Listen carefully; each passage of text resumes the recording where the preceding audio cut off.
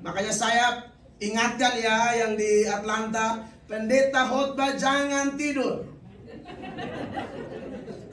Tapi saya lihat di sini belum ada yang tidur sih. Hanya ancang-ancangnya sudah ada. Firman Allah dia ngantuk pas makan semangat banget ya. Haleluya. Enak banget, enak banget, enak banget. Pas makan aja enak banget. Firman gak enak. Tolong dong.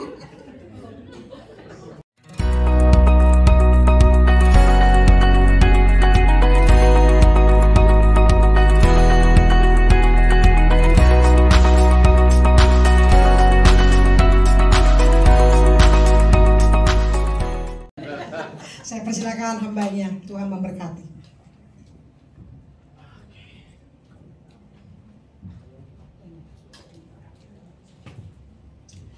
Oke, haleluya.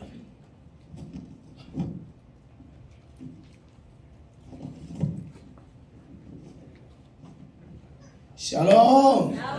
Mari kita berdiri sebentar, Bapak Ibu terkasih. Kita akan berdoa dulu. Setelah itu kita akan mendengar firman Tuhan.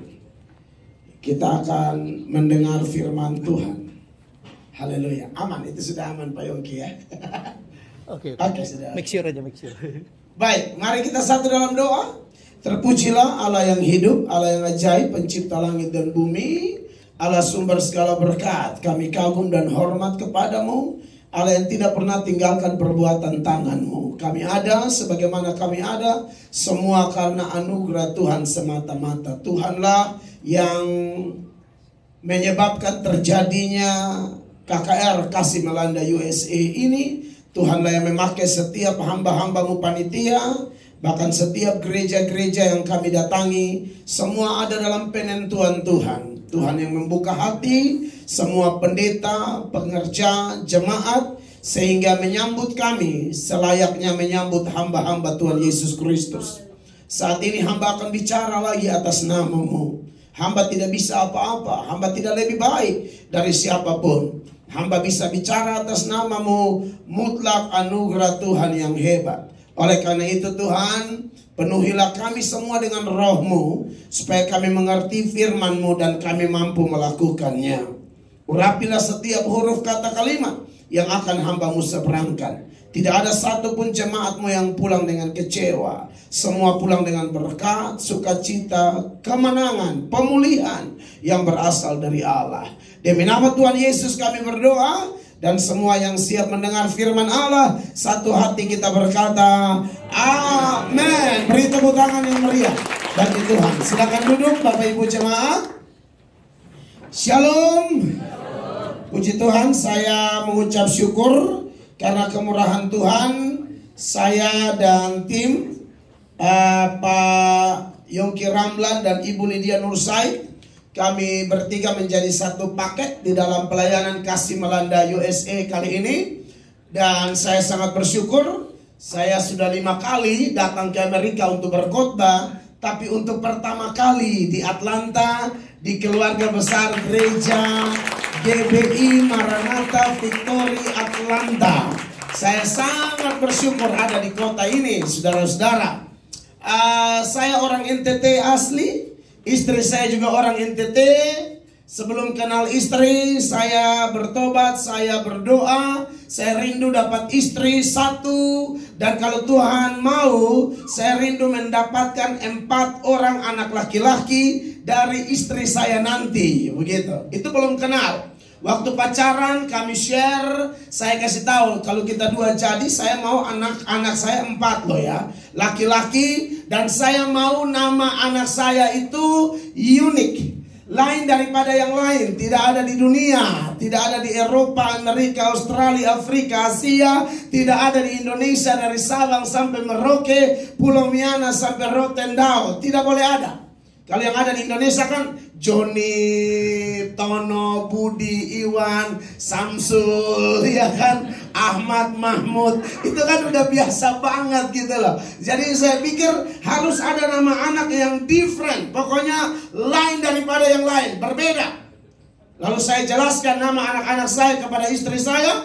Ternyata beliau karena masih pacaran, oke-oke saja gitu loh. Dia tidak nyangka bahwa setelah anak pertama lahir namanya memang itu. Namanya apa Bapak Ibu? Namanya seturut urutan abjad. Jadi saya minta 4 anak itu dengan kerinduan dan doa bahwa semua anak itu mendapatkan nama, ada bagian-bagian dari A sampai Z. Jadi anak pertama tuh dari A sampai F itu berurutan. Bacanya memang pusing, butuh doa dan puasa. Anak kedua dari G sampai L, anak ketiga dari M sampai S, anak keempat dari T sampai Z. Laki-laki semua, anaknya sudah ada semua. A sampai F tuh bacanya Absdef. Iya, memang saya yakin ini pasti baru banget. Orang tidak ada di dunia. Dijamin tidak ada. Seumur-umur Bapak Ibu hidup pasti ada nama anak pendeta Melato kan kayak gini. Sedunia. Saya nggak tahu setelah saya. Saya ingat setelah saya tuh ada orang karena dengar KKR kesaksian saya, anaknya lahir dia kasih nama sama. Ada. Yang pertama tuh Absdef. ABC itu bacanya Abs. Right? Abs kalau Indonesia kan Absdef, right? GHIJKL Gitskl. MNOPQRS Nopkirs. T sampai Z Tufexis. Dan saya itu ini benar-benar udah ada anaknya, udah rindu jadi melayani Tuhan. One day kalau Tuhan izinkan, saya pulang mau urus visa anak-anak saya. Saya rindu kalau ke Amerika tahun depan karena kasih Melanda USA. Saya Pak Yongki Ramlan dan Ibu ini akan berlanjut gitu kan. Siapa tahu yang minimal 2 lah. Absdef Gitskl lah saya bawa. Kalau Tuhan izinkan ya. Kalau mamanya udah pasti ada visa. Bahkan panitia sudah programkan untuk beli tiketnya. Nah saudara yang diberkati oleh Tuhan Yesus. Dan nama anak-anak saya itu ada arti. Karena saya belajar orang Yahudi, kalau memberi nama kepada anak mereka itu selalu ada arti. Daniel Allah hakimku, Yehezkiel Allah kekuatanku, Ismael dari kata Shema dan El Allah mendengarkanku, Yohanes itu berbicara tentang kasih karunia dari Allah. Jadi selalu ada arti. Maka Absdef itu nama lengkapnya Absdef Melchris Joines Hormuato. Anak boleh NTT, nama Atlanta. Iya kan? Gitskl Melchris Michael Hormuato, Nopkis Daniel Melchris Hormuato. Ya, yang keempat tadi siapa itu? Ya, yang keempat Tufexis Samuel, ya, Melchris Hormuato. Kayak gitu nama anak-anak saya. Dan Absdef itu artinya anak berkat, cinta, damai, empati, firman. Gitskl generasi haus Injil, jalan kehidupannya lurus. Nopkirs manusia nyatakan otoritas, power, quality, raja surgawi. Tufexis belum ada arti karena saya masih doa tanya Tuhan, kira-kira apa artinya buat anak yang terakhir ini. Ya pasti kalau ada nanti artinya berhubungan dengan Allah, pencipta langit dan bumi, sumber segala berkat. Haleluya. Dan karena kemurahan Tuhan, saya menggembalakan satu gereja di Kota Kupang NTT, AOG, Assembly of God Jemaat Amazing Grace. Jemaat itu dikenal di kota kami dengan sebutan bengkel orang-orang berdosa. Kenapa? Karena bagi saya gereja bukan kumpulan malaikat. Gereja adalah kumpulan orang-orang yang menerima Yesus sebagai Tuhan dan Juru Selamat. Dan pada waktu dia menerima Yesus, namanya terdaftar di sorga. Dia menjadi ciptaan baru. Tetapi dalam perjalanan hidupnya, dia harus dibentuk lagi, dibaharui terus menerus. Firman Allah berkata, sekalipun manusia lahiriah kami semakin merosot, tapi manusia batinia kami dibaharui dari waktu ke waktu, supaya semakin serupa dengan gambaran Sang Junjungan Agung, pusat pujian penyembahan kita, Yesus Kristus Tuhan. Amin. Makanya saya bersyukur karena kemurahan Tuhan saya bisa melayani Tuhan. Bagi kami undangan seperti ini bonus. Karena untuk menginjil tidak perlu diundang. Kami terbiasa menjadi hamba-hamba Tuhan jemput bola. Saya mendengar kesaksian lain dari Ibu Lydia. Kadang-kadang beliau yang telepon tuh di desa-desa di Indonesia untuk pergi pelayanan. Kami diundang seperti ini, haleluya. Tidak diundang pun kami ciptakan lapangan pelayanan sendiri. Karena kami harus menjaga jiwa. Kenapa kami melakukannya? Kami telah diselamatkan. Kami rasakan betapa indah kasih karunia Allah. Kami tidak mau menikmati madu Injil itu sendiri. Seorang teolog dari Inggris namanya Charles Haddon Spurgeon. Spurgeon mengatakan bahwa saya tidak mungkin menikmati madu Injil itu sendiri. Padahal saya sudah diselamatkan. Saya tidak mau memakan semua sendiri. Saya harus berbagi kepada orang.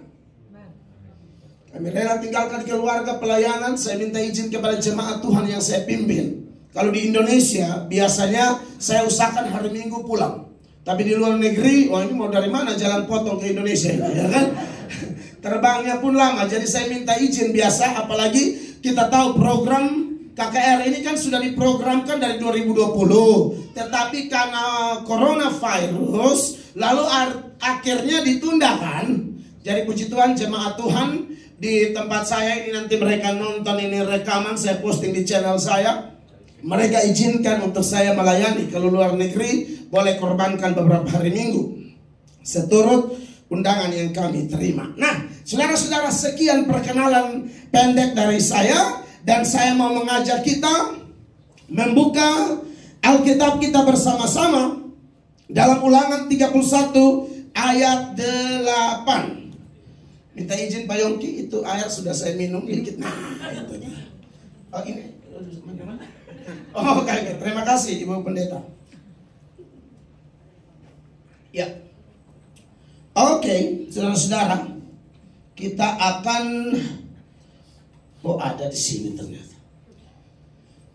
Ulangan 31 ayat 8. Bapak Ibu perhatikan firman Allah yang ada di layar di depan. Wah, luar biasa ya, pemain multimedia cepat dan tepat. Karena saya biasa khotbah minta banyak ayat ditunjukkan. Jadi yang tim multimedia harus super siap, ya, konsentrasi.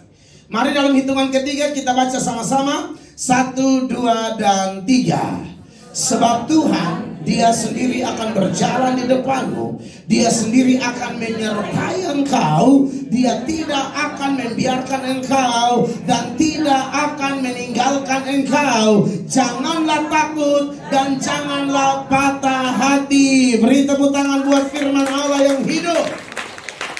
Dari seluruh ayat ini, saudara, saya tertarik dengan kalimat Dia sendiri akan menyertai engkau. Itu tema yang akan saya soroti menurut Ulangan 31 ayat 8. Latar belakang dari teks ini, saudara-saudara, kalau baca di ayat-ayat sebelumnya, kita tahu cerita ini berkaitan dengan seputaran pendelegasian tugas. Ya, setelah masa pelayanan Musa berakhir, Musa akan diganti oleh orang yang ditunjuk oleh Tuhan. Dan Tuhan memilih Yosua.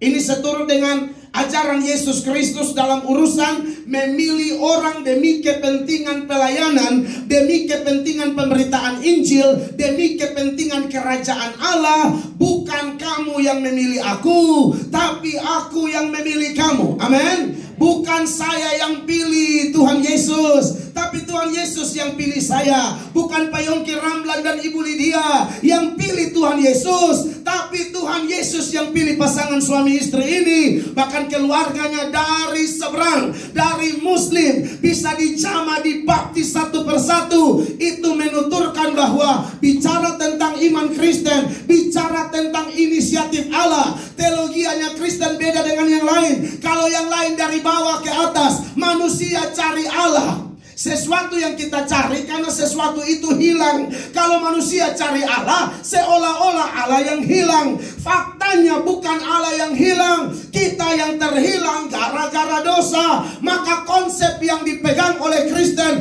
adalah konsep sesuai fakta, yaitu bahwa manusialah yang terhilang gara-gara dosa. Bukan Allah yang terhilang. Pada Allah tidak ada dosa. Dia Allah yang suci, mulia, ajaib, luar biasa. Dia dahsyat. Dia tidak pernah hilang. Dia selalu ada. Karena dia adalah Allah yang luar biasa.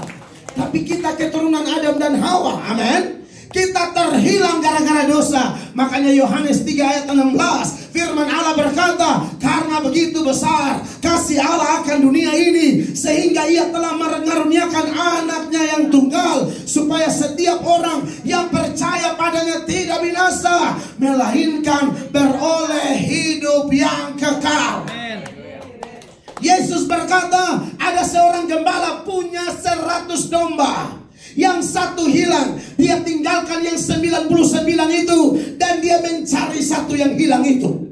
Dombanya sudah tersesat, nyangkut mau jatuh di dalam jurang. Dia tidak bisa menyelamatkan dirinya lagi. Maka yang datang harus Allah itu sendiri. Amin. Melalui Tuhan Yesus Kristus, dia menjelma menjadi manusia. Firman Allah jadi manusia.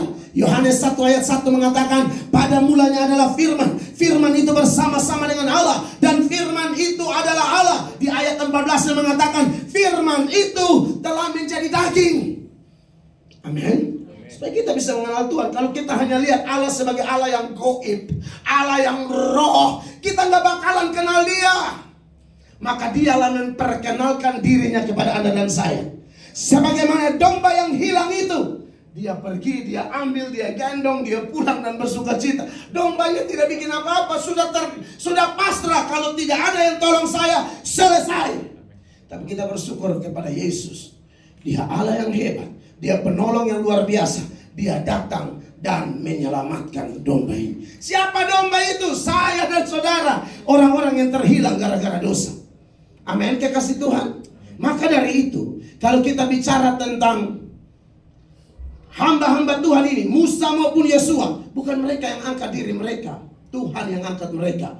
Yosua sempat pikiran, waduh, mengganti orang sekelas Musa, ya, dengan mujizat-mujizat yang Tuhan percayakan. Ya, 10 tulah di Mesir, mujizat. Laut Kulsum terbelah, mujizat. Tiang awan, mujizat. Tiang api, mujizat. Mana sorgawi, mujizat. Burung puyuh, mujizat. Dan sejumlah mujizat-mujizat peperangan lainnya. Allah melakukan hal-hal spektakuler melalui hambanya Musa. Sekarang Yosua harus menggantikan Musa. Padahal selama pengiringan Yosua, Musa itu adalah bosnya, Yosua adalah anak buahnya. Yosua juga tidak menyangka bahwa sorga memutuskan bahwa akan pilih Yosua. Amin.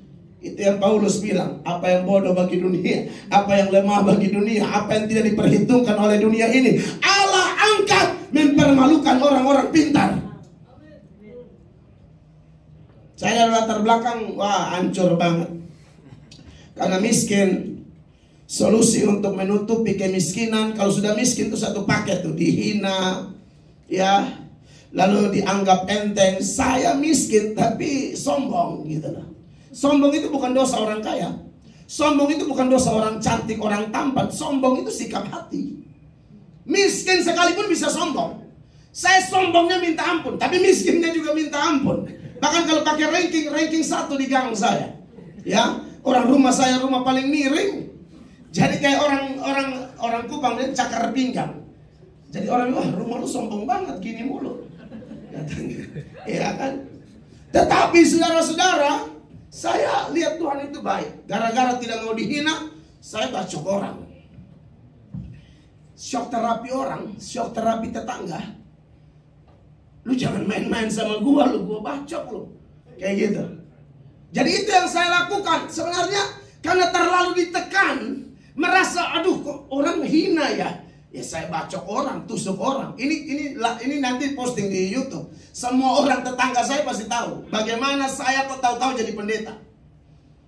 Ditangkap polisi berkali-kali. Sampai setiap kali ditangkap, dari tangkapan pertama sampai kurang lebih ditangkap ke 8 kali, selalu di dalam tahanan itu berdoa, Tuhan bebaskan hamba. Kalau hamba bebas, hamba akan bertobat. Bebaskan hamba, kalau hamba bebas, hamba akan ke gereja. Karena walaupun beragama Kristen, tapi tidak pernah gereja. Gereja kami itu pakai istilah napas nikmat. You know what I mean? Natal, Paskah, nikah, mati. Keempat hal ini kami tahu gereja penting. Mau Natal, ada gereja udah pada rame. Kalau belum Natal kosong itu gereja. Tapi kalau sudah Natal, duduk hampir sampai tutup jalan raya. Kalau di NTT, Ini kesaksian. Saya nggak tahu di Manado, di mana yang kantong-kantong Kristen itu ya. Di negeri saya, kalau mau Natalan di Kota Kupang khususnya, itu yang tidak pernah gereja semua pada keluar. Makanya ada hamba Tuhan bilang, kalau kapal selam Rusia itu kalau kurang lebih dia menyelam 1 bulan baru keluar. Kalau Amerika 3 bulan. Kalau orang Kristen itu 1 tahun. Dia menghilang ya dari awal Januari. Haleluya. 24 Desember dia muncul. Jadi dia kapal selamnya lebih lama dan lebih canggih dari Amerika dan Rusia. Nah, saudara-saudara diberkati oleh Tuhan Yesus, tidak kenal gereja. Jadi akhirnya memang hidup hancur. Tetapi setelah bebas, saya ingat bebas terakhir itu 13 Januari 1999. Setelah bebas, rindu mau bertobat, tapi sudah bebas. Wah, dulu kalau kita preman-preman kampung ya, masuk tahanan bebas tuh tambah bangga gitu loh. Orang kan tambah takut urusan sama kita.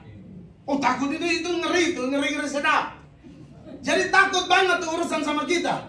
Jadi mulai kayak sombong lagi mau balas dendam. Mana nih yang ngomongin gua bakar rumah lu.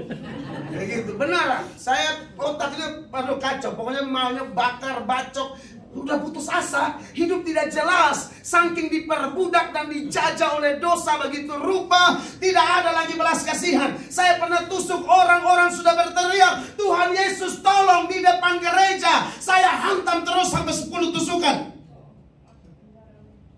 Waktu saya bertobat, saya khotbah dalam 1 KKR, dia hadir, saudara. Aduh, sedih banget, serius loh, minta maaf, saya minta maaf. Pernah satu lagi saya gebukin sampai ancor-ancor jadi polisi dia.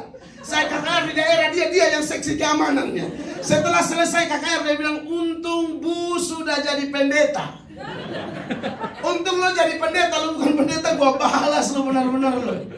Nah, orang Indonesia Timur itu ya hormat banget tuh sama pendeta. Orang Papua, Manado, Ambon, NTT, kalau dia sama pendeta tuh dihargai. Andai kata bukan pendeta, saya habis saya. Saya siksa dia, ngeri itu. Gara-gara pukul, dia ganggu saudari perempuan saya agama Muslim. Sepupu saya Muslim, lapor saya, marah saya. Saya cegak mobilnya, saya siksa dia di depan pakai ini besi.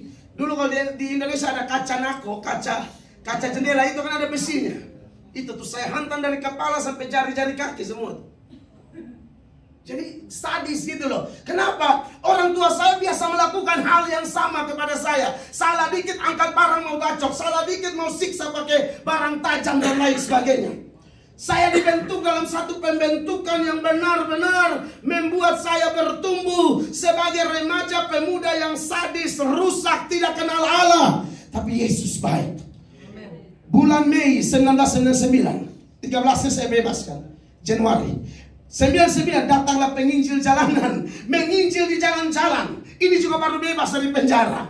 Saya percaya kuasa Tuhan. Dia Allah tuh 2-3 orang berkumpul, dia hadir. Amin. Bukan cuma di gereja, di rumah tangga Anda yang biasa bersekutu suami istri anak. Anda kepala-kepala keluarga, menjadi kepala keluarga yang baik, menjadi gembala dalam rumahmu, biasa memimpin istri anakmu dalam doa. Percayalah 2-3 orang berkumpul sepakat, Yesus hadir. Bahkan dalam penjara, Yesus hadir, merubah narapidana jadi hamba Allah. Dan itu yang datang penginjilan. Ada live tuh di channel saya, namanya Inyo Fernandez. Dia datang injili saya. Malam itu saya betul-betul ditangkap oleh Tuhan. Saya sudah ikut KKR Pendeta Yonas Wisa.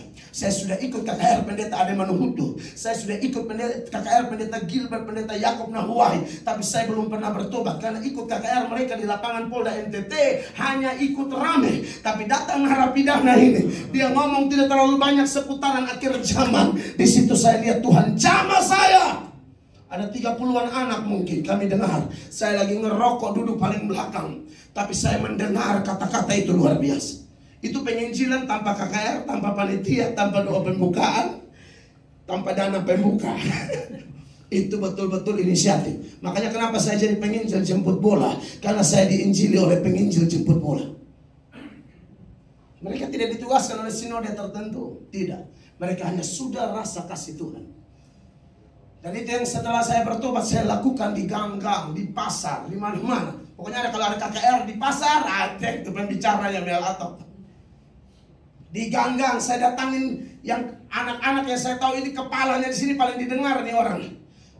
Saya mau KKR di sini, apakah boleh? Mereka bilang boleh.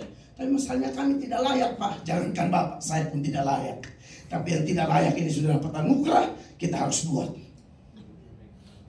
Sorry Ibu Pendeta, saya lihat ya kadang-kadang preman tuh lebih gampang bersatu banding pendeta. Sorry saya harus ngomong. Preman tuh lebih gampang bersatu, apalagi ngomongin pelayanan, nggak pusing dia, udah siap dia, siap. Pendeta kadang-kadang banyak bertingkah. Tapi ke dalam tangannya kita serahkan semua ya. Di Atlanta tidak ada, ini yang di Uganda lah ya. Haleluya.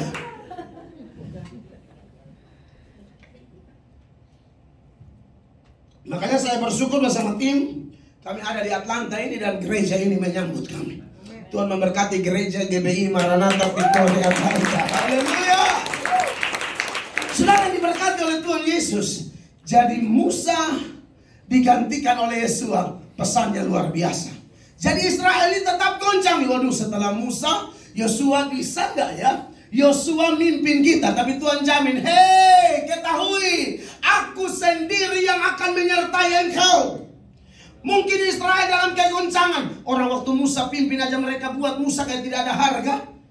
Omel-omelin Musa, marah-marah Musa, kenapa kau bawa keluar kami? Musa bilang, bukan saya, Tuhan yang suruh. Israel tuh begitu, memang ada orang yang begitu, suka lihat pendeta, hamba Tuhan, lalu dia tidak menghormati begitu. Tapi Anda lihat ketika Yosua digantikan, saya tahu, saya yakin teks itu bahwa perasaan dari Israel masih sama. Maka Tuhan bilang, dia sendiri akan menyertai engkau, dia tidak akan membiarkan engkau dan tidak akan meninggalkan engkau. Janganlah takut dan janganlah patah hati. Nah, saudara-saudara, tentu ada banyak hal bisa kita soroti seputaran nats ini ya.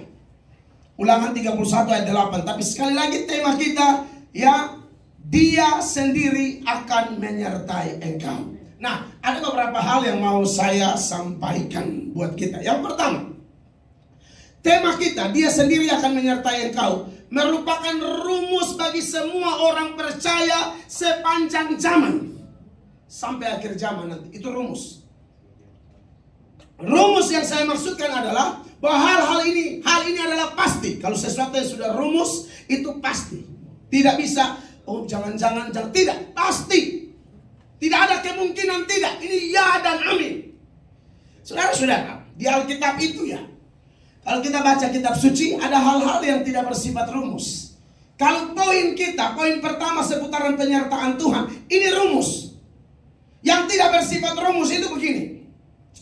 Di dalam Alkitab itu ya, ada bagian-bagian yang bersifat deskriptif. Apa itu deskriptif? Bagian-bagian yang cerita Alkitab yang menggambarkan peristiwa pada waktu itu saja dan tidak perlu dipaksakan jadi rumus. Contoh, Tuhan Yesus tidak menikah. Ini tidak boleh jadi rumus. Kecuali Tuhan Yesus bilang, sebagaimana saya tidak menikah, maka pengikut-pengikutku harus jadi jomblo sejati. Jojoba, jomblo-jomblo bahagia. Atau ijo lumut, ikatan jomblo lucu dan imut. Tidak ada ajaran karena Yesus tidak nikah, lalu engkau tidak nikah. Karena alasan tertentu orang komitmen, saya tidak nikah, nah, itu boleh tuh. Ya, ada orang yang dikaruniakan karunia selibat, atau ada yang karena alasan tertentu, misalnya dia mau, saya tidak menikah, saya full melayani Tuhan, ya terserah. Paulus setelah menerima Yesus, dia mengalami hal itu. Paulus tidak nikah. Saya tidak tahu sebelum terima Yesus Paulus punya istri atau tidak, karena kelihatannya tidak memungkinkan bahwa dia tidak punya istri. Kenapa? Karena dia itu anggota Sanhedrin. Sanhedrin itu orang Yahudi wajib beristri, karena bagi mereka yang Sanhedrin tidak beristri itu aib. Tapi itu tidak dibukakan secara detail di dalam kitab suci. Intinya setelah dia terima Yesus, peristiwa dia ke Damsik itu ya, dia bertobat, dia terima Yesus, dia tidak nikah lagi. Ya, itu komitmen orang, terserah. Tetapi tidak ada rumus seputaran itu ya. Yang berikut, contoh lain, cerita Alkitab. Tuhan Yesus berjalan di atas air. Ada tidak ayat ini? Yang suka baca Alkitab, yang tidak suka tidak tahu. Yesus berjalan di atas air, ada nggak ceritanya? Ada. Tidak usah ikut. Ya, jangan saudara baca langsung praktek. Tidak ada itu jalan di atas air, lalu kita disuruh jalan di atas air. Tidak ada. Itu cuma cerita, bukan perintah. Kalau pelajaran dari cerita itu kita ambil, iya. Tapi kalau ikut lurus-lurus tidak boleh. Takutnya ada yang rindu keluarga di Indonesia. Saya tidak mau pakai pesawat. Saya mau jalan di atas air. Sebagaimana Yesus jalan di atas air, hamba juga akan jalan di atas air. Sementara Anda jalan, ikan hiu berkata, wah, hadiah Natal nih. Kebetulan bulan Desember kan. Wah, hadiah Natal nih. Langsung pakai bahasa NTT, baku rampas. Nah, baku rampas dikeroyok. Selesai kan. Ya kan? Nah, itu tidak ada tuh. Yesus puasa 40 hari 40 malam. Di Alkitab cuma 3 orang. Musa, Elia, Tuhan Yesus karena perkara khusus. Ini juga tidak rumus. Puasa biasa ada. Semua gereja, apalagi karismatik, itu pasti ada puasa. Termasuk gereja Tuhan tempat saya pimpin. Tapi kalau puasa 40 hari seperti di Matius 4, Lukas 4, itu bukan rumus, itu cerita. Jadi jangan ada gembala atau pemimpin atau ketua persekutuan doa yang berkata, saudara-saudara, haleluya. Sebagaimana Tuhan Yesus puasa 40 hari, maka kita semua yang hadir di sini, mulai hari ini sampai 40 hari ke depan, kita jangan makan dan minum. Kita puasa. Dan nanti kita lihat hari ke-10 mati satu-satu. Ya.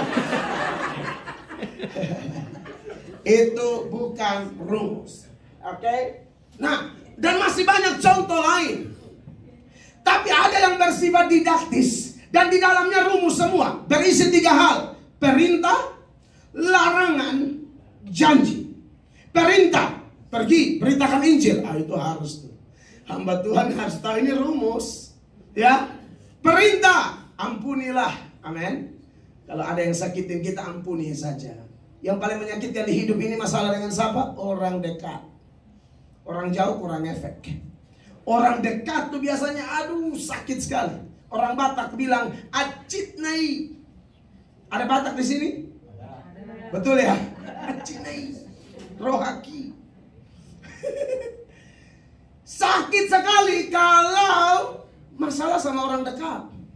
Istri, suami, kawan pelayanan, teman curhat. Kita curhat ke dia, kita percaya dia. Masalah kita satu komplek tahu. Coba dari mana coba? Lu bisa nggak jaga mulut? Ada ibu-ibu yang tidak bisa jaga mulut di sini? Ayo maju kita foto bersama. Kenang-kenangan. Saudara, ini ibu-ibu di Atlanta yang tidak bisa jaga mulut. Haleluya. Nah, saudara-saudara, jadi perintah seperti itu, ya.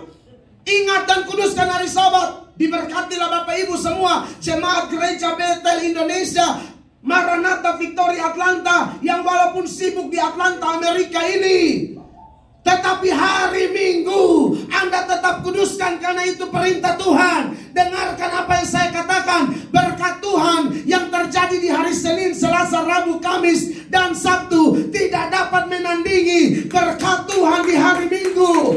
Allah walaupun Anda cuma duduk memuji, menjembah, mendengar firman, tapi Dia sanggup memberikan berkat double porsi lebih dari Senin sampai Sabtu. Kalau sampai Dia yang suruh, tidak mungkin Allah beri perintah lalu Dia tidak sertai dengan janji. Tidak pernah. Selalu disertai dengan janji. Abraham, keluar, tinggalkan ayah dan ibumu dan ketahuilah kamu akan menjadi besar. Orang memberkati engkau diberkati, orang kutuk engkau dikutuk, dan seterusnya. Tidak mungkin Allah kasih beban tapi tidak kasih janji berkat. Tidak mungkin. Petrus tebarkan jala. Setelah apa? Dia pakai perahu Petrus memberitakan Injil. Tidak ada. Coba cek di mana Tuhan hanya kasih perintah lalu nggak ada berkat. Di mana? Tidak ada. Selalu ada. Amin. Maka diberkatilah semua Bapak Ibu yang mentaati Tuhan. Itu rumus soalnya. Larangan. Jangan mencuri. Iya toh? Jangan mencuri termasuk uang Tuhan. Perpuluhan itu uang Tuhan. Perpuluhan itu bukan uang kita. Uang kita dari hasil kerja 90% kita punya, 10% Tuhan punya. Syukur Tuhan bilang 10%. Kalau dia bilang 50, mati kita. Jadi kalau dia masih 10, setialah memberi. Amin. Di gereja Anda. Amin, saudara-saudara. Di gereja Anda. Titik. Ya, semua punya gereja. Di gereja kan, termasuk yang nonton ini. Di gereja Anda masing-masing. Saya tidak khotbah ini bilang kirim ke saya. Itu tidak boleh. Gereja di mana Anda bergereja. Amin, saudara-saudara. Perintah itu, ya. Larangan juga itu. Jangan berzina. Jadi kalian sudah menikah, tidak boleh ada pil, tidak boleh ada will, tidak boleh ada pria idaman lain, tidak boleh ada wanita idaman lain. Tatap mata istrimu dan berkata, sekali mince. Kalau nama mince ya, tetap mince. Haleluya. Amin. Hanya maut yang bisa memisahkan. Amin, saudara-saudara. Jadi harus dijaga itu. Semua kita harus jaga. Apalagi, aduh macam-macam lah, jangan membunuh, jangan. 10 hukum itu ada yang larangan-larangan, itu rumus. Tapi ada satu lagi yang berkaitan dengan tema kita, yaitu janji.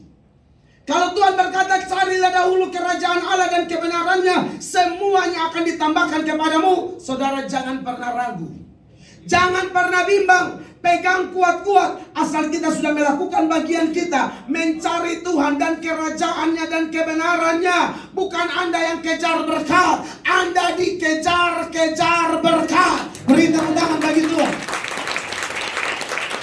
Termasuk salah satu janji yang sangat istimewa yang saya soroti dalam khotbah hari ini. Ketika Tuhan berkata, pergi jadikan semua bangsa muridku, dan ketahuilah apa? Aku menyertai engkau senantiasa sampai kesudahan zaman. Salah satu gelar yang kita kenal dalam Yesus Kristus setiap Natal itu apa? Immanuel. God is with us. Right? Allah beserta kita. Siapa kita di sana? Itulah orang-orang berdosa yang sudah terima Yesus. Kita boleh klaim janji itu di mana saja. Mau di Atlanta, mau di Lamongan, mau di Kupang, mau di Jember, mau di Tulung Agung, mau di manapun kita. Tuhan yang berjanji, itu rumus, pegang kuat-kuat. Ya, di dalam Bilangan 29 ayat 19, ayat itu bilang begini. Bilangan 29 ayat 19, sama-sama baca. 1, Ulangan 29. Bilangan 29 23 ya. Kadang-kadang pendeta semangat ayatnya lari lewat ya. 1, 2, 3. Allah bukanlah manusia sehingga ia berdusta, bukan anak manusia sehingga ia menyesal. Masakan ia berfirman dan tidak melakukannya, atau berbicara dan tidak menepatinya? Ini Tuhan, bukan manusia. Pendeta, saya pribadi bisa salah ngomong, bisa janji dan saya lupa, tetapi tidak dengan Allah kita. Amin, saudara. Firman-Nya ya dan amin. Kalau dia bilang dia menyertai kita, dia benar-benar menyertai kita. Makanya kita harus yakin sebagai anak-anak Tuhan, karena ini rumus. Apalagi kami yang penginjil. Kadang-kadang, kalau tahu lah, saya tidak tahu di Amerika bagaimana, tapi kalau di Indonesia sering kita berurusan dengan daerah pelayanan yang orang-orangnya sekalipun sudah beragama Kristen, di daerah tertentu masih percaya yang namanya dukun-dukun. Santet-santet di Indonesia Timur namanya swanggi. Swanggi itu penyihir, santet-santet. Ada yang bisa terbang katanya. Ada yang terbang terlalu tinggi, tidak lihat tower Telkomsel. Dia terbang dengan kecepatan yang kayaknya ini swanggimetik ya. Lihat terbang dengan kecepatan tinggi, tabrak tower, rubuh, jatuh. Sehebat-hebatnya swanggi itu tower besi loh. Saya pernah di satu daerah dibilang, di sini swangginya terbang Pak, tapi kecepatan, bukan lihat tower. Langsung nabrak, jatuh dia. Parah banget itu swanggi. Banyak kasus, saya pernah disantet orang berkali-kali. Satu kali saya khotbah seputaran penyertaan Tuhan di satu daerah. Saya ini nggak dikasih tahu gitu loh. Mungkin panitianya sedikit bijak ya. Ada panitia yang kurang bijak.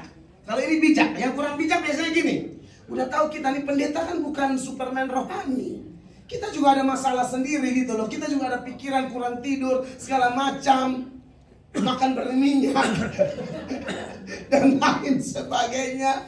Minuman terlalu manis akhirnya lapar awalnya, tapi waktu makan minum mah pindah di mata, suka tidur gitu kan. Dikasih tahu, wah di sini santet loh Pak. Aduh saya bilang nggak pakai otak banget sih panitia.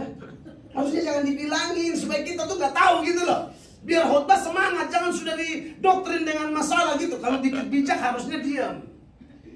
Tapi ada yang tuh yang kasih tahu ya, tapi mau nggak mau hamba Tuhan mau dikasih tahu tidak dikasih tahu kita maju saja. Tapi kalau boleh disaranin nggak usah ngomong. Biar Roh Kudus yang bekerja gitu loh. Roh Kudus yang kasih tahu. Nah kalian ini kebetulan nggak ngomong nih. Tapi saya khotbah saudara-saudara. Saya sampaikan firman Allah. Entah bagaimana, tiba-tiba saya tantang ini tukang sihir. Saya tuh nggak tahu kali ini kampungnya tukang sihir. Saya tantang kalau kalian hebat, kalau ada santet di sini, kau santet saya. Kalau santetmu tembus, Yesus pembohong. Karena dia janji dia beserta saya. Coba santet. Tiba-tiba ada satu bapak kurus banget. Jatuh kursinya itu, kakinya empat tuh patah. Saya kan nggak tahu, rubuh. Jar, patah kursinya. Kalau minta maaf, orang badan besar jatuh masih masuk di akal gitu loh. Ini gak masuk akal. Badannya kecil tapi kelihatan berat di dosa. Ya, rubuh dia. Saya nggak tahu, dia jatuh aja gitu. Tiba-tiba dia jatuh, selesai KKR. Mereka semua bisik-bisik ke saya. Bapak pendeta tahu tidak? Ini Swanggi nomor 1 di tempat ini Pak. Waktu kami injili dia, pergi layani dia sudah susun kemarin mau santet saya dan istri kasih celaka. Tapi Anda lihat cara Tuhan. Tuhan kita Tuhan yang hebat, Tuhan yang maha kuasa, Allah yang kita sembah, Allah yang berjanji menyertai kita. Setan dan alat-alatnya ada kuasa, betul. Tapi Yesus maha kuasa, haleluya. Mereka hanya ada kuasa, tapi tidak maha kuasa. Yesus menyertai kita. Amin. Makanya Bapak Ibu, bukan hanya para penginjil, semua orang percaya dalam setiap aktivitas kita, rumah tangga kita, pergumulan kita, dia tidak akan biarkan kita bergumul sendiri. Bahkan di saat kita merasa bahwa aduh sudah bingung nih, masalah banyak banget, Tuhan ada gak sih? Doa saya didengar gak sih? Tetapi saudara-saudara, di dalam kebingunganmu tidak akan membingungkan Tuhan. Ulang, yang bingung kita, Tuhan tidak pernah bingung. Mazmur 31 ayat 23. 31 ayat 23 Mazmur. 1, 2, 3 jemaat. Aku menyangka apa? Dalam kebingunganku aku telah terbuang dari hadapan matamu. Tetapi sesungguhnya engkau mendengarkan suara permohonanku. Beri tepuk tangan buat Yesus. Dia tidak pernah bingung. Yang bingung kita, wajar itu.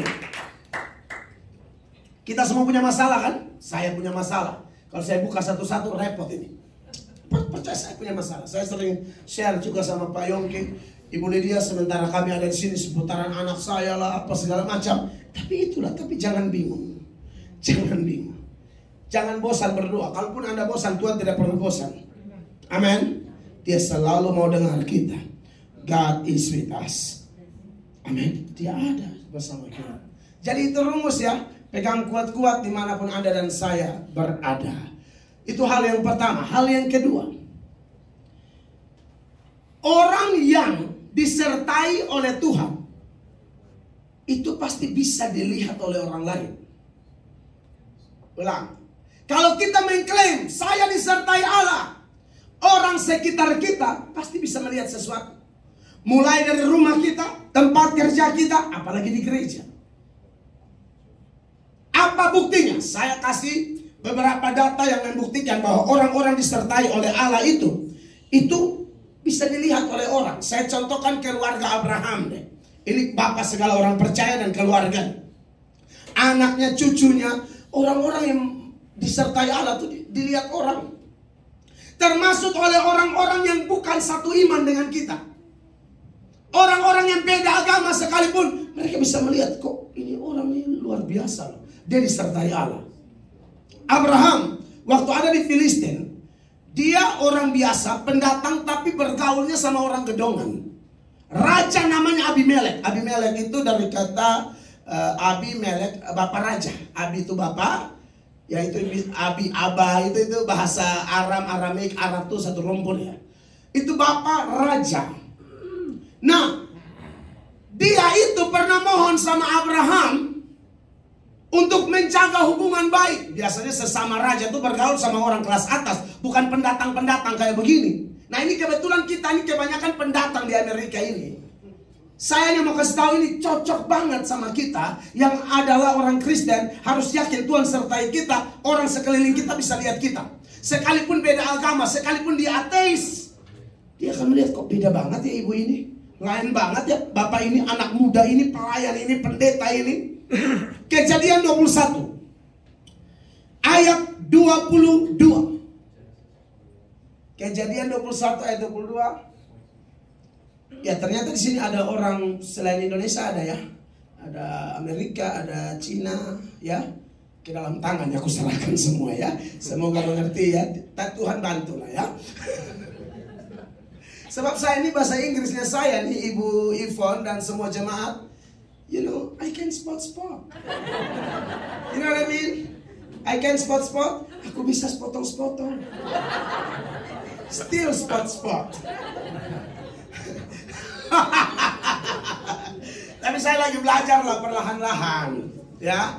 Nanti juga bisa lama-lama, kan? Lama banget. Saudara lihat, ini ayat 22. Pada waktu itu, Abimelek beserta Pikol, panglima tentaranya, berkata kepada Abraham. Mereka bilang apa? Allah menyertai engkau dalam segala sesuatu yang engkau lakukan. Siapa Abimelek? Siapa Pikol? Bukan orang beriman, orang kafir penyembah berhala. Tapi waktu mereka lihat orang penyembah Elohim, penyembah Yahweh, penyembah Allah Bapa dalam nama Yesus, mereka berkata apa? Allah menyertai. Dari mana mereka tahu? Hah? Itulah anak Tuhan tak terhindarkan. Jangan asal klaim Allah menyertai aku kalau kehadiran Anda tidak beri dampak apa-apa. Tidak mungkin orang mengklaim saya disertai Allah, tapi dia hadir nggak penting banget tuh. Tapi kalau orang disertai Allah, orang rindu banget. Dan dia hadir tuh bawa getaran rohani yang berbeda. Karena Allah di pihak dia. Amen. Kita harus jadi orang begitu Bapak Ibu. Orang Indonesia yang mengasihi Tuhan, harus kehadiran Anda dirasakan oleh orang-orang Amerika ini. Karena tujuan KKR ini untuk melengkapi orang Indonesia, jadi berkat bagi sesama orang Indonesia dan non-Indonesia yang ada di USA. Jangan kita hadir tidak bawa pengaruh apa-apa, tapi ngaku Kristen, salib di mana-mana. Yesus terus, ketemu orang Salomo sana, GBU, orang balas GBI. Ada GBI, bukan cuma GBI Maranatha Victoria Atlanta, lengkap sama ibu gembalanya, ibu Yvonne, ibu Atlanta katanya. Saudara yang diberkati oleh Tuhan Yesus. Dan di ayat yang ke-22, tadi kan 21, 23 maksud saya. Kejadian 21 ayat 22, 23. Setelah itu Abimelek dan Pikol bilang begini. Abimelek bilang begini. Oleh sebab itu 23, bersumpahlah kepadaku di sini dan demi Allah bahwa engkau tidak akan berlaku curang kepadaku atau kepada anak-anakku atau kepada cucu cicitku sesuai dengan apa? Persahabatan yang kulakukan kepadamu. Demikianlah harus engkau berlaku kepadaku dan kepada negeri yang kau tinggali sebagai apa? Orang asing. Cocok sama kita. Amin. Kita walaupun orang bukan asli lahiran sini, tapi kehadiran kita, orang sini pun segan. Pengen bergaul sama kita, pengen tahu siapa sih, apa rahasianya sampai kamu tuh, kamu lain loh, senyumanmu aja lain, cara bicaramu aja lain, cara kerjamu lain. Amin, kekasih Allah. Bukan cuma Abraham, sama tuh bapak sama anak. Ishak juga begitu. Ishak kemudian hari juga orang-orang membenci Ishak. Tapi kemudian mereka senang banget sama Ishak. Kejadian 26 ayatnya yang ke-27. Kejadian 26 ayat 27. Jemaat bisa baca, saya ambil nafas sedikit. 1, 2, 3. Kenapa kamu datang mendapatkan aku? Bukankah kamu benci kepadaku? Kamu menyuruh aku keluar dari tanah. Apa jawab mereka? 28, 23. 28, 1, 2, 3. Jawab mereka, kami telah melihat sendiri bahwa apa? Tuhan menyertai engkau. Sebab itu kami berkata, baiklah kita mengadakan sumpah setia antara kami dan engkau, dan baiklah kami mengikat perjanjian dengan engkau. Di negeri orang awalnya benci, tapi semakin mereka lihat, wah kita salah benci orang, kita benci salah orang. Ini orang sangat disertai Allah. Akhirnya buru-buru datang bersahabat. Amsal bilang kalau orang berkenan kepada jalan seseorang, musuh pun dijadikan sahabat. Kalau tidak salah di Amsal 16 ayat 7. Coba Amsal 16 ayat 7. Kalau Amsal 16 itu ayat 1 ya, saudaraku ya, 7 ya. 1, 2, 3. Jikalau Tuhan berkenan kepada jalan seseorang, maka musuh orang itu pun didamaikannya dengan dia. Anda lihat, awalnya benci Ishak kan, tapi kalau Tuhan berkenan, Tuhan sertai, orang nggak bisa macam-macam sama kita. Mungkin 1-2 minggu, 1-2 bulan bisa, tapi lama-lama dia mikir, kenapa mulai benci dia? Hidup gue sial mulu ya. Lu salah benci orang. Lu benci orang yang telah dibayar oleh darah Yesus. Hati-hati lu. Hati-hati lu. Amin. Saudara suka gosipin orang, hati-hati Anda menggosip hamba Tuhan yang dipakai Tuhan. Hati-hati, gigi malaikat cabut satu-satu. Serang-serang aja sekalian biar ancur kan? Amin, saudara. Jadi kalau orang mengatakan saya disertai Allah, itu rumus. Tapi yang kedua, orang lain lihat apa? Ini siapa? Abraham, Ishak, sekarang Yakub. Kalau Yakub ditinggal di Laban, si Laban, ini bukan orang Batak ya, itu orang Israel, namanya si Laban. Si Laban ini kategori, kalau yang tadi itu kafir semua tuh, yang urusan sama Abraham sama Ishak.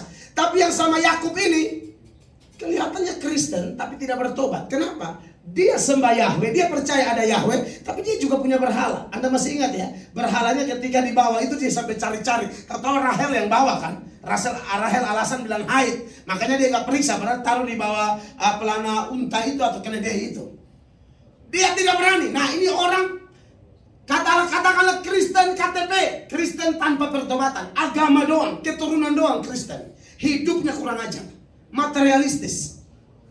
Kalau omong iman dia kurang tertarik, kalau omong duit darah Yesus itu tadi nggak langsung berdiri. Dia lupa kalau akar segala kejahatan adalah cinta uang. Dan dia lupa Yesus berkata, di mana hartamu berada, di situ hatimu berada. Dan untuk urusan harta, Ayub berkata, aku datang dengan telanjang, aku kembali dengan telanjang. 1 Timotius 6 ayat 7 mengatakan, kita tidak membawa apa-apa waktu kita datang, kita tidak bawa apa-apa waktu kita keluar. 1 Timotius 6 ayat 7. Tolong tunjukkan ayatnya sebelum saya singgung si Laban. 1, 2, 3 jemaah. Ya. Tidak dapat membawa apa-apa keluar. Ya, amin. Makanya saya bingung di Indonesia tuh ada yang meninggal taruh ijazah di peti mati. Mau lamar kerja di mana? Ijazah dibawa-bawa di peti mati. Ada lagi yang lebih kacau. Selama hidup tidak pernah baca Alkitab. Tidak pernah. TikTok ada waktu dia. YouTube ada waktu. YouTube syukur-syukur kalau dengar firman kan. Tapi kalau Alkitab gak ada waktu dia. Tapi bagian mati bisa ada Alkitab di dada. Dalam rangka apa? Ini mata masih kebuka aja gak ada waktu. Kalau di NTT, kalau orang mati itu gigitnya dia bilang begini, istilahnya gigit tak kancing. Gigit tak kancing itu tak kancing. Udah gak bisa kebuka gitu. Ini mulut kebuka aja gak pernah baca Alkitab, mata kebuka aja gak pernah baca Alkitab, mati boro-boro tarik Alkitab. Kalau saya gue angkat Alkitab, orang hidup yang butuh, orang mati tidak butuh.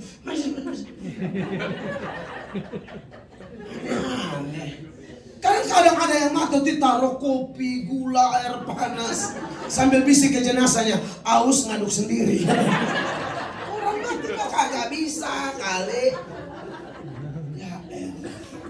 Nah, saudara-saudara yang diberkati oleh Tuhan Yesus, ya. Jadi kalau kita rasa mau bawa apa. Makanya kalau cari dunia sampai lupa Tuhan Allah, saya harus bicara, terkutuklah kamu. Diberkatilah Anda. Orang harus kerjakan, orang yang labora. Berdoa dan bekerja. Doakan apa yang kita kerjakan, kerjakan apa yang kita doakan. Tapi jangan kerja sampai lupa doa, sampai lupa ibadah. Bahaya itu. Tuhan juga benci orang malas. Tapi jangan juga rajin sampai lupa ibadah. Cari duit rajin banget, padahal mentoknya di lubang kubur. Sorry ya, kita harus ngomong orang Indonesia toh. Sekaya apapun mentoknya di lubang kubur, makan seenak apapun mentoknya toilet, restroom. Amin. Tapi kalau yang itu kita bisa habis-habisan, harusnya untuk Tuhan habis-habisan. Amin. Makanya saya ingatkan ya yang di Atlanta, pendeta khotbah jangan tidur. Amin. Bangkitlah dan berjalan. Iya, kalau yang lain dia segar banget, khotbah kok ngantuk dia. Ada apa denganmu? Kata Ariel Noah. Iya, ada apa denganmu? Misalkan jangan tidur lah, berjuang lah. Amin. Orang udah ibadah jam 2 tuh harusnya sudah persiapan. Memang ini jam-jam rawan juga. Tapi saya lihat di sini belum ada yang tidur sih. Hanya ancang-ancangnya sudah ada. Mencegah lebih baik daripada apa? Mengobati. Saya kemarin beberapa bulan lalu tuh khotbah di GBI Goshen Surabaya. Wah, ada yang tidur, ada tuh di channel saya tuh. Nonton aja situ, Mel Atok menegur keras. Saya bilang anggap undangan terakhir deh. Daripada saya berdosa, Anda tidur, Anda kedapat firman, Anda tidak hormat firman Allah loh. Yesus bilang kamu tidak hidup dari roti saja, tapi firman. Ini lihat, meja makan udah tersedia. Ada orang tuh yang firman Allah dia ngantuk, pas makan semangat banget ya. Haleluya, enak banget, enak banget, enak banget. Pas makan aja enak banget, firman gak enak. Tolong dong. Amin. Sorry, ini saya tahu mungkin undangan terakhir Ibu Ivon ya. Tapi daripada dosa ya kan. Saudara, Alkitab bilang hamba Tuhan itu ya, hamba Tuhan itu kalau tahu sesuatu mendingan dia tegur. Teguran nyata-nyata lebih baik daripada kasih yang tersembunyi. Kalau saya omong saudara bertobat, selamatlah Anda. Kalau Anda tidak bertobat, saya yang selamat. Serius. Bos, Yeskiel 33 ayat 7. Biar kita baca pangana, ya kan? Ayat 7 jemaat, Yeskiel 33 ayat 7 jemaat. 8 saya 9 sama-sama. 7, 2, 3. Engkau anak manusia, yang menetapkan kau menjadi penjaga bagi kaum Israel. Yang mana engkau mendengar sesuatu yang keluar dari mereka demi namaku. 8 bilang begini. 8 tekan dia dan saya baca Anda diam.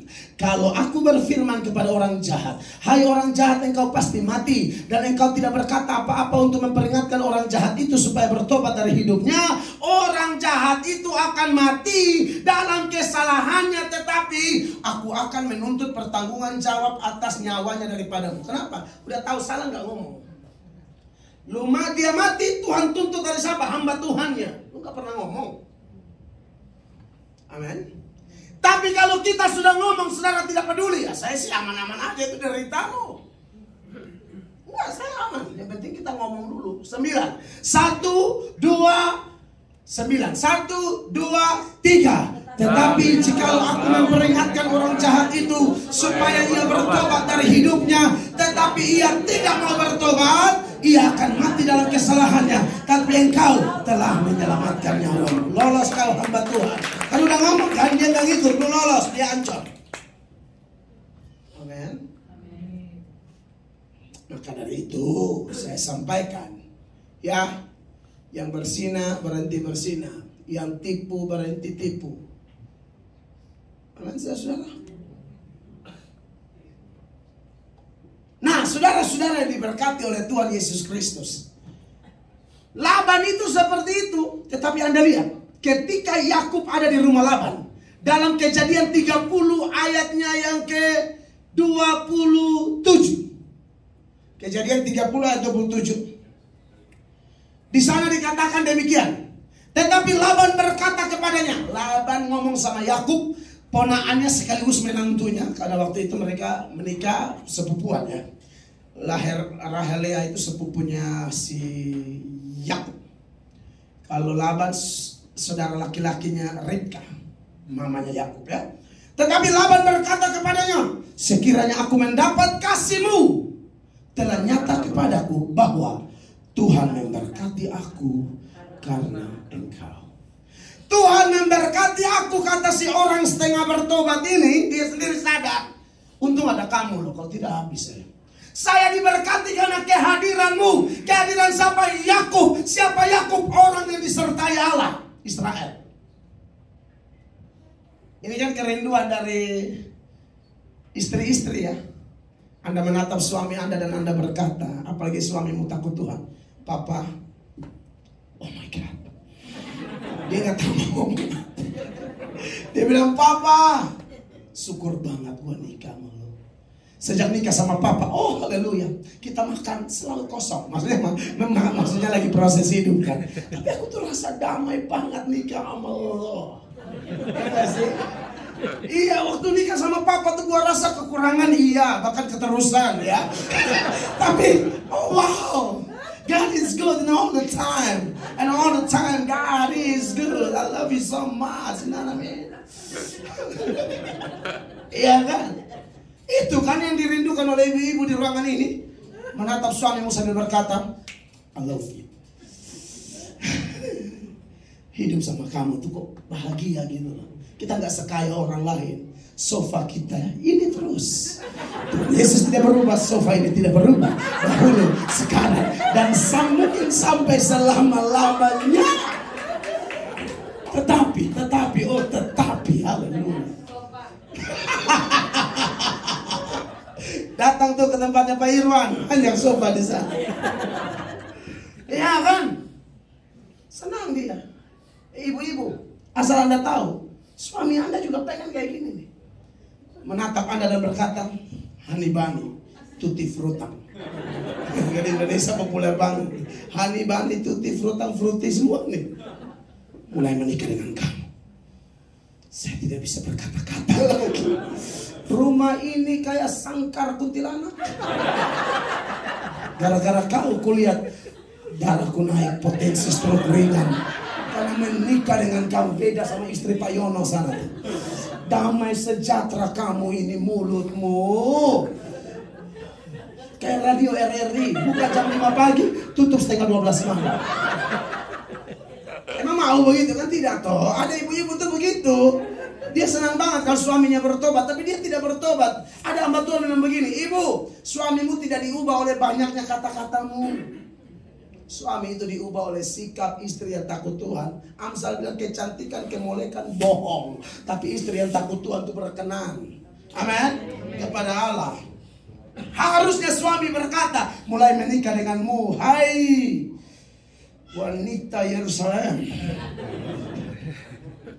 saya merasakan damai luar biasa. Amin. Begitu tuh. Jadi orang merasa bahwa gara-gara kita dia diberkati, gara-gara engkau rumah kita diberkati, bisnis kita diberkati, gereja kita diberkati. Amin. Harusnya begitu dong, Bapak Ibu. Anda disertai Allah.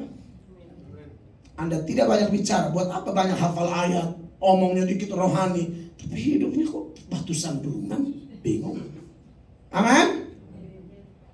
Kehidupan kita berbicara lebih kuat dari kata-kata kita. Tanpa banyak ngomong, tapi aksi-aksi kita tuh berdampak. Dia seperti sedang berbicara khotbah yang hidup. Itu yang Tuhan mau cari. Amin, saudara-saudara. Jadi kalau istri-istri, suami-suami, kalau istrimu makan hati, apalagi Anda tahu makan hatinya gara-gara Anda, bertobat Pak. Bertobat. Ini saya ngomong nih, bertobat. Anda tidak bertobat, Anda rugi. Anda rugi besar. Anda tidak tahu Anda mati kapan kan? Saya lagi, ini kan kita lagi tunggu nomor antrian. Antrian mati, serius loh. Tapi kalau saya bicara gini, saudara jangan lihat yang oma-oma lalu saudara berkata, saya kasihan oma ini. Kata siapa oma duluan? Belum tentu loh. Kata siapa orang tua pasti mati duluan. Ada orang sudah 90-an belum meninggal, anak baru lahir meninggal. Kematian tidak kenal tua atau muda, tidak kenal sakit atau sehat. Ada orang sehat nge-gym mulu, mati duluan. Matinya di tempat nge-gym lagi angkat barga, napas putus, kubur. Ada banyak. Ada yang lagi nge-futsal, lagi gocek mati. Gocek apa lu? Gocek nyawa. Jadi maksud saya gini, bukan olahraga tuh nggak penting, amin. Jaga makan tuh penting, semua penting. Tapi nomor antrian mati nggak ditentukan oleh itu. Jadi selagi masih hidup, disertai Allah harus jadi berkat bagi orang lain. Beri tepuk tangan bagi Tuhan. 3 poin aja, nggak banyak. Saya lihat beberapa wajah sudah tidak bersahabat ya. Tidak apa-apa, pembalasan adalah hak Tuhan. Haleluya. Siapa menyambut hamba Allah, dia menyambut Allah. Siapa menolak, rasain sendiri. Kalau kita bilang kasih apa? Air secangkir aja tidak kehilangan upah. Iya kan? Apalagi kasih stik yang tadi malam tuh. Waduh, itu upahmu besar di surga. Haleluya. Makannya belum habis lagi masih di kulkas. Kita gak kuat makan. Ibu, Amerika ini memang waduh. Makan terus. Ngeri loh. Istri saya waktu saya foto, video call sama beliau, istri saya itu apa adanya. Bapak, iya sayang, tambah gendut. Oh ya. Langsung begitu, tambah gendut. Saya udah hidup Indonesia. Hidup Amerika. Kekasih Tuhan. Hal yang ketiga dan yang terakhir. Yang pertama, penyertaan itu bersifat rumus. Yang kedua, kalau memang bersifat rumus, orang pasti lihat sesuatu. Ya lah. Yang ketiga, kalau memang orang bisa lihat, mereka lihat apa? Ini lebih detail. Yang pertama, orang disertai Allah itu biasanya dalam hidupnya ada mujizat. Ya. Ada seorang nama Nikodemus, pengajar orang Yahudi, dia datang malam-malam kepada Yesus. Dia bilang begini dalam Yohanes 3 mulai ayat 1. Ya, Yohanes 3 ayat 1. Ini karena KKR jadi jangan terlalu cepat ya. Saya khotbah buat kita lapar semua. Lalu saya doakan Anda semua, baru kita ratakan itu meja bergelombang. Kan ada lagu, ratakan tanah bergelombang. Ini kebalik. Ratakan meja bergelombang. Haleluya. Ya KKR gitulah, masa udah datang jauh-jauh, khotbahnya cuma 20 menit. KKR apa itu? Orang cuma 1 hari ini. Iya kan? Saya bisa 1 hari itu khotbah 4 kali 1 minggu. Mumpung ini cuma ini, ratakan tanah. Ayat 1. Adalah seorang Farisi yang bernama siapa? Nikodemus, seorang pemimpin agama Yahudi. Ayat 2 dia bilang begini, 1, 2, dan 3.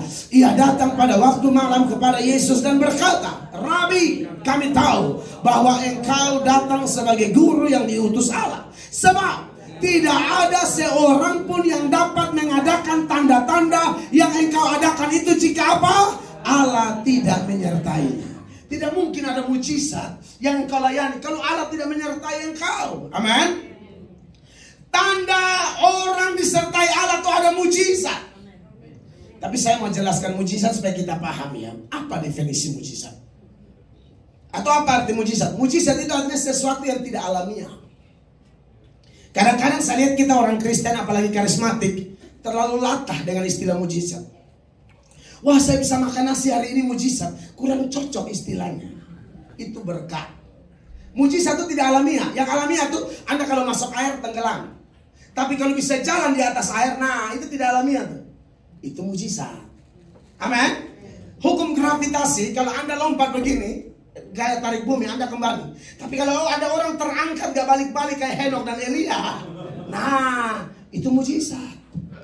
Ngerti ya? Itu yang akan dialami kita waktu rapture, pengangkatan gereja 1 Tesalonika 4 ayat 16-17 di mana gereja diangkat. Nah itu mujizat. Jadi kalau Anda pulang tes lompat di rumah, kalau masih balik bukan mujizat. Amin. Apalagi sih mujizat, orang telinga putus didoain telinganya keluar, timbul kembali. Kayak di Getsemani itu, yang nama Malkus dipotong sama Petrus kan. Tuhan jamah muncul, nah itu mujizat. Orang mati putus napas bangkit, itu mujizat. Orang lumpuh dalam nama Yesus bangkit berjalan, mujizat. Dokter udah bilang gak bisa, dalam nama Yesus sembuh, nah itu mujizat. Kalau hanya makan nasi bukan mujizat. Pakai istilah hati-hati lah. Wah, saya bisa tanam bunga hari ini, mujizat dulu, mujizat. Karena di Indonesia saya bantu jelasin, istilahnya kurang tepat. Begitu juga dengan kesembuhan. Itu ada kesembuhan ilahi, kesembuhan biasa, ada kesembuhan yang psikis. Saya biasa melayani tanya jawab di Indonesia karena saya melayani radio. Dan tanya jawabnya itu spontan. Pertanyaannya nggak dibuat-buat. Kemarin di Denver tanya jawab ramai itu. Kemarin di LA saya tanya jawab ramai. Ke depan harus buat tanya jawab, Bu. Mantap. Jadi jemaat jangan monolog aja kita, dialog. Kesembuhan ilahi itu maksudnya begini. Itu kesembuhan terjadi seketika itu juga. Itu istilah yang tepat. Tidak kumat-kumat lagi. Itu kesembuhan ilahi. Jangan orang doakan sembuh 2 minggu lagi, nyut-nyut lagi nih. Itu gak mujizat, itu gak ilahi. Anda kena corona, karantina 14 hari atau 1 bulan, lalu Anda sembuh. Itu namanya kesembuhan biasa. Tapi dari Tuhan. Ingat, tapi dari Tuhan. Amin. Kalau yang ilahi itu seketika dan tidak kumat-kumat lagi. Ada kesembuhan psikis. Sakit hati, gundah gulana, ada ayatnya. Hati yang gembira adalah obat.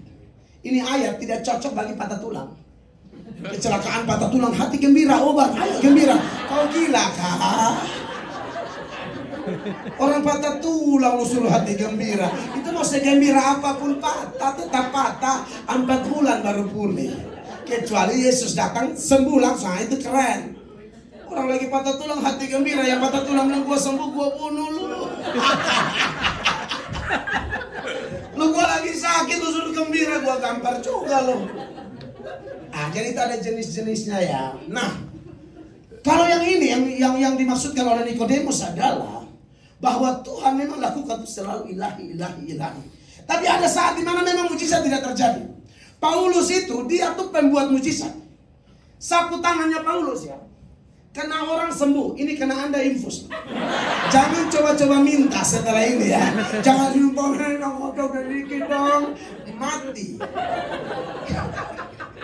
Gua bukan Paulus, gua gak bisa sok-sok bikin mujizat. Ya, saya pengajar, saya pengkhotbah murni. Kalau Tuhan izinkan ya suka-suka Tuhan. Dengar, Paulus itu doain orang sembuh, orang mati dia doain bangkit. Set orang kerasukan keluar, setan keluar. Tapi dia tidak selalu melakukan itu. Timotius sakit. Dia tulis surat, dia tidak bilang begini. Timotius, waktu kamu baca surat ini dalam nama Yesus, engkau sembuh. Tidak. Timotius, jangan minum air saja. Tambahkan sedikit anggur mengingat pencernaanmu bermasalah. 1 Timotius 5 ayat 23. Karena anggur waktu ingat ya, yang dimaksudkan di sini sedikit anggur. Beda minum sedikit-sedikit dengan sedikit-sedikit minum. Itu beda. Bapak-bapak, ini saya perlu jelasin, ini bahaya saya lihat muka-muka Atlanta ini ya. Akunya salah ajar, dikirain disuruh mabok lagi. Minum sedikit beda, minum sedikit-sedikit itu berbeda dengan sedikit-sedikit minum. Sedikit-sedikit minum. Nah, ini udah pemabok ini. Pemain dia dikit-dikit minum, dikit-dikit minum. Orang minum dikit-dikit karena alasan ini. Janganlah lagi minum air saja, melainkan apa? Tambahkanlah anggur sedikit, berhubung apa? Pencernaanmu terganggu dan tubuhmu sering lemah. Itu alkohol ada gunanya dan itu harus konsultasi dokter. Jangan konsultasi ke pemabok. Nanti dia bilang hantam aja 2 botol baik. Dari mana dia tahu? Konsultasi ke orang yang ngerti ya. Paulus dia bukan hanya rohaniwan, tapi dia juga banyak belajar, makanya dia saran. Bayangin aja kalau dia pembuat mujizat. Harusnya dia bilang kamu sakit kan? Setelah kamu baca ini sembuh. Tapi kenapa dia suruh pakai ketentuan medis seperti ini? Karena Tuhan bisa pakai medis. Jangan jadi rohaniwan anti dokter. Ada loh saking rohaninya, saya tidak butuh dokter. Sombong kali kau. Tuhan pakai tuh pendeta, dokter, pengusaha, polisi. Semua Tuhan bisa pakai dengan talenta masing-masing. Bagaimana ayo? Kita pendeta tidak didukung oleh hamba-hamba Tuhan, pengusaha, bagaimana bisa pelayanan jalan? Kayak di Amerika yang saya dengar, saya datang itu ada pengusaha biayain kami. Saya nggak tahu siapa sampai hari ini. Pokoknya mujizat. saya nggak tahu, nggak dikasih tahu, saya juga nggak nanya, malu gua. Pokoknya ada pamer, haleluya kata gua. Biayain buat apa cari tahu terlalu dalam-dalam. Orang nggak kasih tahu, asal lu layanin aja sungguh-sungguh sudah. Titik. Amin. Nah, tanda yang pertama ada mujizat, tapi mengingat pengertian mujizat ini perlu dijelaskan, saya jelaskan. Dan ingat, Masalah mujizat ya, hati-hati. Setan juga bisa bikin mujizat. Ini harus diwaspadai nih. Saya lihat kita gereja karismatik paling gampang kecolongan dengan ajaran-ajaran baru. Karena kadang-kadang kita tuh orangnya nggak enakan gitu. Asal datang pendeta sambut, asal datang pendeta sambut. Kita tidak tahu ini mujizat benar atau tidak. Mari saya jelaskan. Pasang perhatian saudara baik-baik. Buktikan, catat ayat-ayatnya. Saya bisa dikoreksi. Setan bisa bikin mujizat. Dasar ayatnya salah satu 2 Tesalonika 2 ayat 9 dan ayat 10. Ayat 9 bilang begini. Perhatikan Bapak Ibu. Kedatangan si pendurhaka itu adalah siapa? Pekerjaan iblis. Garis bawahi, pekerjaan iblis. Dan akan disertai rupa-rupa perbuatan ajaib, tanda-tanda dan apa? Mujizat-mujizat palsu. Tuhan suruh Musa taruh tongkat jadi ular. Anda pikir Firaun kaget? Biasa aja. Firaun panggil orangnya, taruh tongkat jadi ular juga. Hanya bedanya ularnya Musa telan ular mereka. Artinya mujizat yang asli itu lebih dahsyat sebenarnya dibanding mujizat palsu. Tapi yang namanya setan adalah bapa segala pendusta. Dia akan mendustai kita sedemikian rupa. Apalagi yang kurang dekat sama Tuhan, gampang banget ditipu. Sehingga Anda pikir yang palsu itu asli. Kita kadang-kadang susah tuh bedain uang asli, uang palsu. Kalau kita nggak kenal betul-betul uang asli, dikasih uang palsu percaya kita. Hati-hati. Begitu juga dengan perhiasan emas. Ada yang palsu, ada yang imitasi. Ada keluarga saya pakai, gila banget, saya gak percaya kalau asli.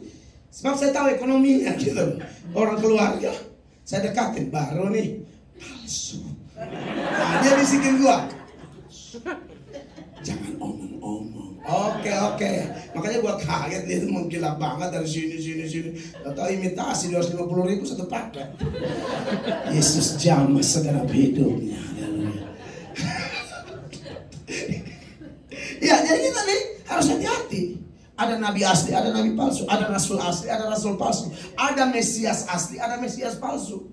Ada bahasa roh asli, ada bahasa roh palsu. Ada mujizat asli, ada mujizat palsu. Setan bukan setan namanya kalau dia tidak meniru-niru dengan tujuan membodohi orang. Makanya saudara harus belajar Alkitab baik-baik. Saya karismatik tulen, tapi saya tidak mau asal-asal kecolongan. Hamba Tuhan datang, kita sambut periksa. Ini Alkitabiah enggak. Bukan masalah teman atau perasaan, enggak boleh. Dan kami yang datang harus khotbah sungguh-sungguh dengan pengajaran jelas. Ciri nabi palsu yang pertama, dia kalau bernubuat enggak terjadi, meleset. Kalau nabi asli, Yesaya, Yeremia, semua tuh nubuat terjadi sampai detail-detailnya. Tidak ada yang meleset. Buat mereka tentang Yesus, bagaimana matinya, penyiksaannya, orang dia disalibkan di antara penjahat, semuanya pas. Itu nabi asli. Tapi nabi palsu ngomong gak kejadian. Mau lihat ayatnya? Ulangan 18 ayat 20. Ini betul-betul saya kasih lapar saudara ya. Boleh Ibu ya, tambah dikit ya, mau kemana juga. Nanti hari pengangkatan kita berangkat sama-sama ya. Tetapi seorang nabi yang terlalu berani untuk mengucapkan demi namaku perkataan yang tidak kuperintahkan untuk dikatakan olehnya, atau yang berkata demi nama Allah lain, nabi itu harus mati. Kalau di Yeremia dia bilang, ini bukan penglihatan, rekaan hati sendiri, mengarang bebas. Hati-hati, kita harus peka dengan Tuhan, mana suara Tuhan, mana bukan ya. Lalu ayatnya yang ke-21, kita bertanya kayak gini kan, 1, 2, 3. Kita pasti tanya kayak begini kan, 1, 2, 3. 3, 2, 1. Something wrong ya. Oke, 1, 2, 3. Jika sekiranya kamu berkata dalam hatimu, bagaimanakah kami mengetahui perkataan yang tidak difirmankan Tuhan? 22 jawabannya. 1, 2, 3. Apabila seorang nabi berkata demi nama Tuhan dan perkataannya itu apa? Tidak terjadi dan tidak sampai, maka itulah perkataan yang tidak difirmankan Tuhan. Dengan terlalu berani nabi itu telah mengatakannya, maka janganlah gentar kepadanya. Sudah lihat buktinya? Ada orang penglihatan, nanti kamu nikah sama bule Belanda. Iya, jadinya sama orang Prigen Jawa Timur. Nggak cocok. Orang kalau ngomong apa jadi dong. Amin. Dompet hilang, katanya 3 hari ketemu, 13 tahun nggak datang-datang itu dompet. Ini kan bohong. Makanya kalau saya di daerah pelayanan yang begini, orang suka banget tuh mengaku, Tuhan ada bicara. Saya lihat Tuhan. Saya bilang, lu kebanyakan lihat kalender kali. Kan ada gambar Yesus kan. Tutup mata Yesus. Itu bulan Maret punya. Jangan kebanyakan tutup mata lihat Yesus. Tutup mata lu yang jangan. Yesus itu nggak dilihat, nggak ada masalah. Kita percaya iman itu dasar dari segala sesuatu yang kita harapkan dan bukti dari segala sesuatu yang tidak kita lihat. Yesus berkata, berbahagialah orang yang percaya sekalipun tidak melihat. Itu iman. Kita nggak berkanjang kepada yang begitu-begitu. Amin jemaat. Tapi ada fenomena lagi begini. Ada orang, kalau yang ini kan ngomong tidak terjadi, ini dia ngomong terjadi. Padahal palsu. Ketahuannya palsu di mana? Setelah dia ngomong, dia ajak kita tinggalkan Yesus. Hati-hati loh. Ulangan 13 ayat 1. Jemaat baca ya. Saya minum. Saya sudah mau habis ya, tahan napas. 1, 2, 3 jemaat.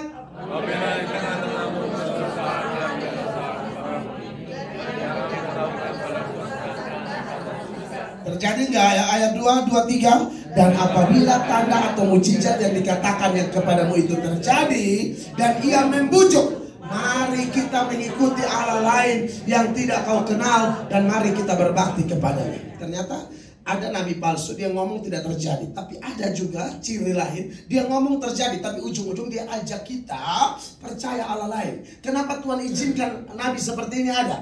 Tujuannya cuma satu, menguji kita tetap setia kepada Allah tidak. Ayat 3, 1, 2, 3. Maka janganlah engkau mendengarkan perkataan nabi atau pemimpi itu, sebab Tuhan Allahmu mencoba kamu untuk mengetahui apakah kamu sungguh-sungguh mengasihi Tuhan Allahmu dengan segenap hatimu dan dengan segenap jiwamu.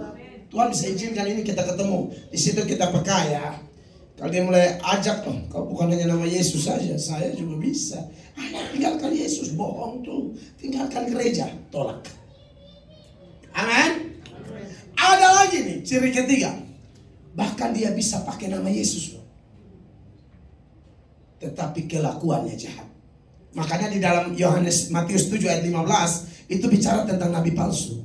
Dan di ayat 21 sampai 23 dia bilang begini, ada orang yang berseru nama Tuhan, aku bikin mujizat demi namamu, aku usir setan demi namamu. Di Matius 7 ayat 23 Tuhan bilang, pergi, aku tidak mengenal kamu. Ada orang bisa bikin mujizat bahkan pakai dalam nama Yesus, tapi jahatnya minta ampun. Nah ini juga waspada ya. Oleh karena itu saudara-saudara, sekalipun bisa ada mujizat, tapi tentu yang kita cari, kalau Tuhan izinkan mujizat yang benar, bukan mujizat yang palsu. Dan mujizat hanya jembatan, bukan tujuan. Tujuan kita adalah sumbernya, bukan hanya mujizat. Sumber mujizat Yesus Kristus Tuhan. Amin. Yang terakhir, benar-benar terakhir. Kalau kita disertai Allah, apa tandanya? Hidup kita berhasil. Amin. Potifar melihat Yusuf. Potifar bilang, wah dia berhasil sekali loh. Potifar bukan orang percaya. Kejadian 39 ayat 2 itu. Di sana Tuhan menyertai Yusuf. Dan Tuhan membuat apa yang Yusuf kerjakan berhasil. Tetapi Tuhan menyertai Yusuf sehingga ia menjadi seorang yang apa? Ini ayat mana nih? Ayat 2 dulu Pak. 2 dulu. Yang tadi saya sudah baca, Bapak pindahkan. Haleluya. Tolong berkati Bapak. Haleluya. Tetapi Tuhan apa? Menyertai Yusuf sehingga ia menjadi seorang yang apa? Selalu berhasil dalam pekerjaannya. Maka tinggallah ia di rumah tuannya, orang Mesir itu. Ayat 3 dibaca juga 1, 2, 3. Setelah dilihat oleh tuannya bahwa Yusuf disertai Tuhan dan bahwa Tuhan membuat segala sesuatu yang dikerjakannya apa? Berhasil. Belum selesai ayat. Segala sesuatu yang dikerjakannya lanjut. Maka Yusuf mendapat kasih tuannya dan seterusnya. Bapak Ibu jemaat, Tuhan kalau sertai orang dia berhasil. Saul benci banget sama Daud, tapi dalam 1 Samuel 18 ayat 14 di sana Tuhan melakukan hal yang sama kepada Daud, juga kepada Yusuf itu Tuhan lakukan kepada Daud. 1 Samuel 18 ayatnya yang ke-14, firman Allah berkata demikian. Daud berhasil di segala perjalanannya sebab apa? Bapak Ibu, Kalau tanda Tuhan menyertai kita, kita buat apa berhasil. Tapi saya mau bagi dulu ya. Berhasil, lihat teladan Daud sama Yusuf ya. Berhasil disertai proses. Yusuf itu mengalami kesakitan 17 tahun terpisah sama orang tuanya. 30 tahun baru mengalami duduk di atas tahta nomor 2 setelah Firaun. 13 tahun diproses oleh Allah. 13 tahun diproses oleh Allah. Tapi Anda lihat orang disertai Tuhan. Tuhan akan murnikan dia, munculkan dia. Daud juga diurapi oleh Samuel sekitar umur 17 tahun juga. Nanti setelah jadi raja itu 30 tahun. Sama, 13 tahun diproses Allah. Saya tidak tahu berapa banyak tahun Tuhan proses Anda. Rumah tangga Anda, bisnis Anda, usaha Anda, iman kita semua. Tapi jangan takut. Kalau Tuhan yang proses kita, Dia sertai kita. Dan kalau Dia sertai kita, kita akan berhasil tepat pada waktunya. Sehingga dunia melihat Tuhan di pihak kita. Beri tepuk tangan yang meriah bagi Tuhan. Saya selesai. Mari kita berdiri, kekasih-kekasih Tuhan. Wow, luar biasa. Salam teman-teman YouTube. Oke.